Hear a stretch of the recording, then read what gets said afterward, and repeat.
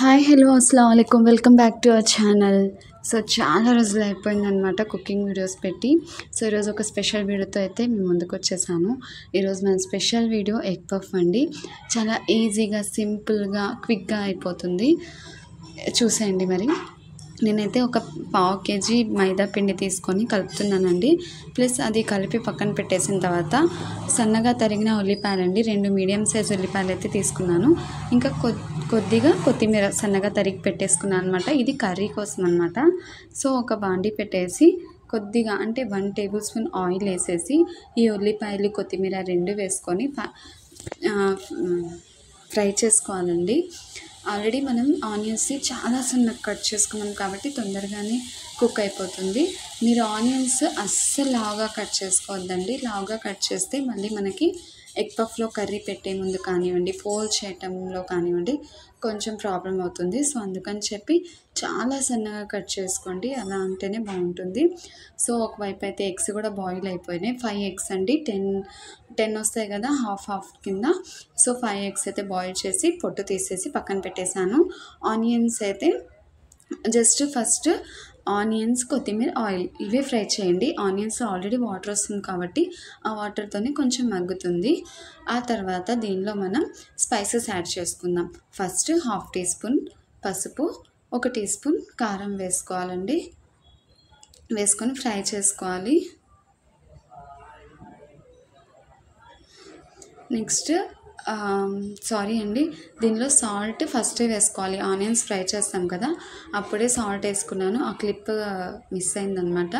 So onion, కొత్తిమీర ఆయిల్లో వేసి 1 స్పూన్ సాల్ట్ వేసి ఫ్రై చేసుకోవాలి. సాల్ట్ వేస్తే మనకు ఆనియన్ కూడా తొందరగా మగ్గుతుంది. సో దాని తర్వాత 1/2 టీ స్పూన్ పసుపు, 1 టీ స్పూన్ కారం వేసుకొని మంచిగా ఫ్రై చేసుకోవాలండి. ఎంత బాగా ఫ్రై అవ్వాలంటే నోట్లో వేసుకుంటే మెల్ట్ అయిపోవాలన్నమాట, అంత ఫ్రై అవ్వాలి. సో దాని తర్వాత 1/2 teaspoon ginger garlic paste and 1/2 teaspoon ధనియా పౌడర్ వేసి బాగా ఫ్రై చేసేసుకోవాలి. మీకు కావాలంటే ఎక్స్ట్రా దీనిలో చికెన్ మసాలా కానీ చాట్ మసాలా కానీ వేసుకోవచ్చు, కానీ అవసరం లేదండి. పక్కా బేకరీ స్టైల్ ఉంటుందండి. టేస్ట్ అయితే అస్సలు మారలేదు. బేకరీలో ఎలా అయితే ఉంటుందో నేను చేసిన రెసిపీ కూడా అంతే బాగుందండి. ఒకసారి ట్రై చేయండి. సో ఆనియన్స్ చూసారా మంచిగా ఫ్రై అయిపోయినాయి, అది పక్కన పెట్టేద్దాం. ఇది వచ్చేసి మైదా పిండి, పావు కేజీ మైదా పిండి తీసుకొని సాల్ట్ వేసుకొని కలిపి పెట్టేసుకున్నాను అని చెప్పాను కదా. సో దాన్ని బాగా ఇంకోసారి ముద్దగా కలుపుకోవాలి. చూడండి, ఇప్పుడైతే పిండి రెడీగా ఉంది, బాయిల్డ్ ఎగ్స్ రెడీగా ఉన్నాయి, అలాగే ఫ్రై చేసిన ఆనియన్స్ కూడా రెడీగానే ఉన్నాయి. ఇప్పుడు నెక్స్ట్ మన ప్రాసెస్ ఏంటి, ఎగ్ పఫ్ కోసమని షీట్స్ ప్రిపేర్ చేసుకోవాలి. సో ఆ షీట్స్ ఎలా చేయాలంటే ఫస్ట్ మనం పావు కేజీ మైదా పిండి కలిపి పెట్టుకున్నాం కదా ముద్దని, దాన్ని 2 పార్ట్స్ కింద డివైడ్ చేద్దాం. ఒక పార్ట్తో ఫస్ట్ మనం ఎగ్ పఫ్ అనేది ప్రిపేర్ చేసుకుందాం. మనం ఎన్ని ఎక్కువ రోల్స్ అయితే చేసుకుంటామో అన్ని లేయర్స్ మనకి పఫ్స్లో వస్తాయండి. చాలా ఓపిక్గా చేసుకోండి, టేస్ట్ అంతే బాగుంటుంది. మనం ఎంతైతే ఓపిక్గా చేసుకుంటామో మన కర్రీస్ కానీ లేదా మన కుకింగ్ ఐటమ్స్ కానీ అంత బాగుంటాయండి. ప్లస్ మన వాళ్ళకి కూడా అంతే నచ్చుతాయి అన్నమాట. సో ఓకే, చూడండి, ఇప్పుడైతే నేను ఒక పార్ట్ తీసేసి రోల్ చేస్తున్నాను అనమాట.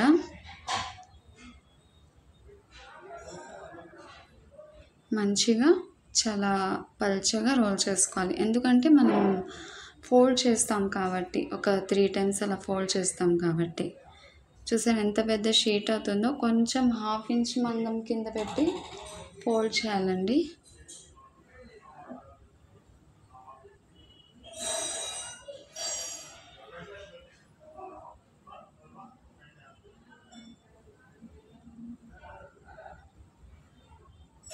చూసారా, ఇప్పుడు ఇలా రోల్ చేసిన తర్వాత దాని మీద 1 స్పూన్ ఆయిల్ వేసుకొని మంచిగా స్ప్రెడ్ చేసేయాలి.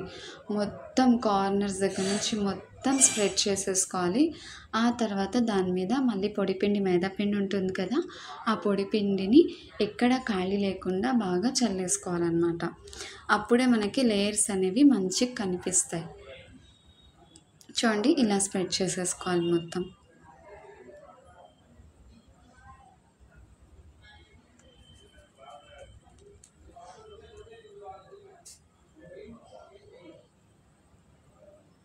ఇలా స్ప్రెడ్ చేసుకున్న తర్వాత వీడియోలో చూపిస్తున్న విధంగా ఫోల్డ్ చేసుకోండి.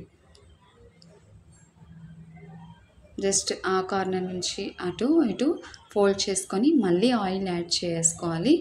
మళ్ళీ దాని తర్వాత మళ్ళీ దాని మీద పొడిపిండి చల్లుకోవాలన్నమాట.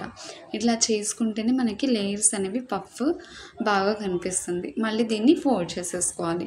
చూడండి, వీడియోలో చూపిస్తున్నట్టుగా ఫోల్డ్ చేసుకోండి.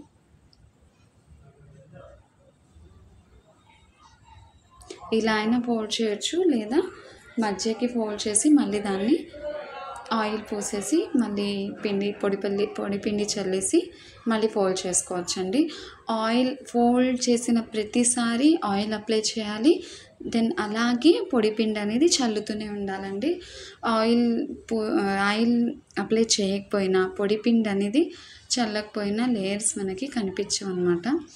సో అలా మళ్ళీ ఫోల్డ్ చేసిన తర్వాత మళ్ళీ మనం రోల్ చేసుకోవాలి నీట్గా. 1/2 ఇంచ్ మందం, దానికంటే తక్కువే మందం పెట్టి ఫోల్డ్ చేసుకుంటూ ఉండాలి.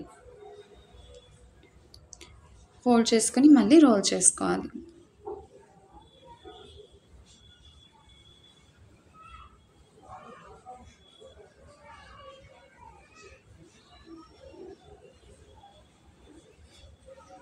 సేమ్ మళ్ళీ మనం ఫస్ట్ ఎలా అయితే రోల్ చేసుకున్నామో అలానే ఒత్తుకోవాలి.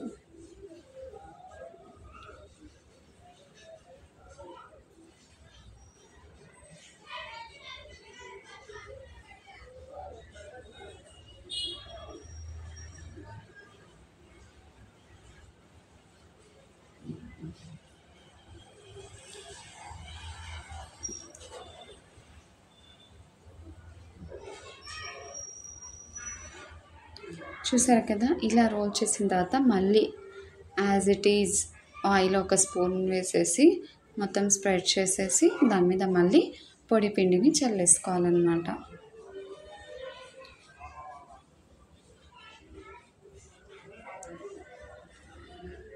ఈ ఆయిల్ రాయటం అనేది, పొడిపిండి అనేది చల్లటం అనేది అంతే జరుగుతూ ఉండాలండి. లేకపోతే చెప్పాను కదా, లేయర్స్ అనేవి కనిపించాయి అన్నమాట. మళ్ళీ ఫోల్డ్ చేస్తున్నా. ఇది సెకండ్ టైం అన్నమాట ఫోల్డింగ్ చేయడం. ఇలా మొత్తం 3 టైమ్స్ చేయాలి. ఫోల్డ్ చేసిన ప్రతిసారి ఆయిల్ అప్లై చేస్తూనే ఉండాలి. పొడిపిండి అనేది చల్లుతూనే ఉండాలి. ప్రతి ఫోల్డింగ్కి ఆయిల్, పొడిపిండి కంపల్సరీ ఉండాలండి.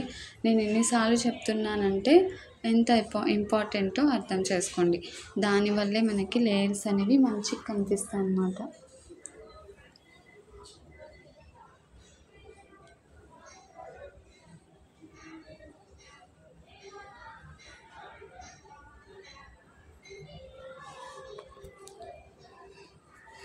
చూసారా, మళ్ళీ ఫోల్డ్ చేసేసాను. మళ్ళీ దీన్ని రోల్ చేసుకోవాలి చపాతీలాగా.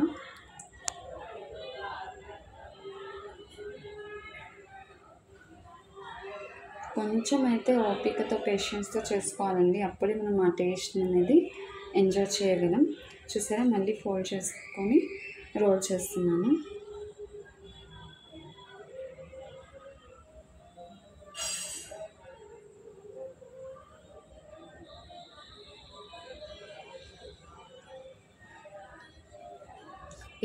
ఇది థర్డ్ టైం అండి ఫోల్డ్ చేయటం అనేది. చూసారా, ఈ మందం ఉండాలి.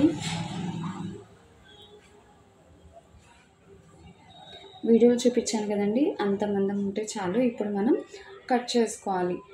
ఈ షీట్లో మనకి ఒక 6 పీసెస్ దాకా వస్తాయండి. 6 పఫ్స్ అయితే చేసుకోవచ్చు మనం. చూడండి, ఇంత గ్యాప్లో కట్ చేసుకొని ఫస్ట్ కట్ చేసిన షీట్ మీద కొద్దిగా ఆనియన్ కర్రీ ఉంది కదా, మనం ఉల్లిపాయ కర్రీ చేసి పెట్టాం కదా, ఆ కర్రీ అనేది కొంచెం పెట్టేసి ఎగ్ని యోల్క్ లోపల పెట్టి ఇలా పెట్టేసేయాలి. పెట్టేసి ఆ ఎడ్జ్ ఈ ఎడ్జ్ మొత్తం కలిపేసి ఒత్తేసుకోవాలి. ఒత్తకపోయినా మైదా పేస్ట్ అనేదైనా రాయొచ్చు. అంటే మైదాలో కొంచెం వాటర్ కలిపి ఆ పేస్ట్ అయినా అప్లై చేయొచ్చు, లేదు వాటర్ అయినా అప్లై చేయొచ్చు. లేదు అనుకుంటే ఆ 2 ఎడ్జెస్ని కలిపి ఇలా ఒత్తేసినా ఎక్కడికి పోదండి, బాగుంటుంది. సో చూసారా, కావాలంటే 2 ఎడ్జెస్ ఒత్తేసుకోవచ్చు. లేదు అంటే ఇలా 4 ఎడ్జెస్ కూడా ఇలా ప్రెస్ చేసేసుకొని ఎగ్ పఫ్లా అయితే రెడీ చేసేసుకోవాలి మనం. చూసాం కదా. అలానే మొత్తం షీట్స్ మీద మనకి ఎన్ని వస్తాయండి మనకి 5x అంటే 10 వస్తాయి కదా. సో ఆ 10 కూడా మనం అలానే ఫోల్డ్ చేసుకొని పక్కన పెట్టేసుకోవాలి. ఈలోపు మనం ఏం చేయాలంటే ఇలా ఫోల్డింగ్ చేసుకుంటూనే మనం ప్రీ హీట్కి గిన్నె అనేది పెట్టేయాలన్నమాట. అది కూడా చూపిస్తాను.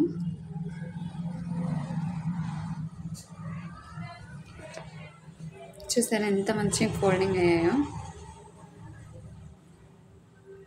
అలానే మొత్తం షీట్స్ ఇలానే చేసేసుకోవాలి.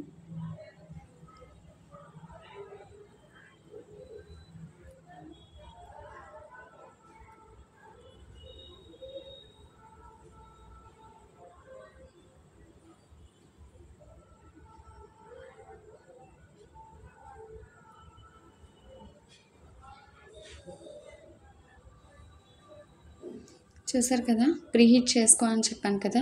ఒక గిన్నెలో కింద అలా స్టాండ్ పెట్టేసి ఒక 15 మినిట్స్ మీడియం ఫ్లేమ్ మీద ప్రీహీట్ చేసేసుకోవాలండి. ప్రీహీట్ చేసుకుంటేనే మనకి పఫ్స్ అనేవి తొందరగా రెడీ అవుతాయి ఆవిరికి అనమాట. సో దాని తర్వాత ఒక ప్లేట్ పెట్టేసి ప్లేట్కి ఆయిల్ గ్రీస్ చేసేసి ఆయిల్ అప్లై చేసేసి ప్లేట్కి దాని మీద మనకి ఎన్నైతే ఎగ్ పఫ్స్ అనేవి సరిపోతాయో అన్నీ పెట్టేసి ఒక ప్లేట్ దాని మీద మూత పెట్టేసి ఒక 45 మినిట్స్ అయితే ఆవిరికి వదిలేయాలండి. స్టీమ్ అవ్వనివ్వాలి, అదే బేక్ అవ్వనివ్వాలండి. నాకైతే టైము ఒక 15 మినిట్స్ ప్రీహీట్ చేసుకున్నాను. ఒక 45 మినిట్స్ ఏంటంటే బేక్ చేశాను అనమాట. నాకు మొత్తం టోటల్గా ఆ ఎగ్ పఫ్స్ అవ్వటానికి అయితే 1 అవర్ టైం పట్టిందండి. మీరు ఆ ప్రీహీట్ చేసుకునే హీట్ని బట్టి మీకు ఎగ్ పఫ్స్ అనేవి రెడీ అవుతాయి. కలర్కి కానీ పైన ఏం పోయలేదండి. కావాలంటే మీరు మిల్క్ని బ్రష్ చేయొచ్చు, కోటింగ్ జస్ట్ ఒక బ్రష్తో జస్ట్ కోటింగ్ మిల్క్ యాడ్ చేయొచ్చు. కానీ నేనైతే అది కూడా చేయలేదు. కానీ పఫ్స్ చూసారా ఎంత మంచి కలర్ వచ్చా. నచ్చిందా? ఒక చిన్న లైక్ ఇచ్చి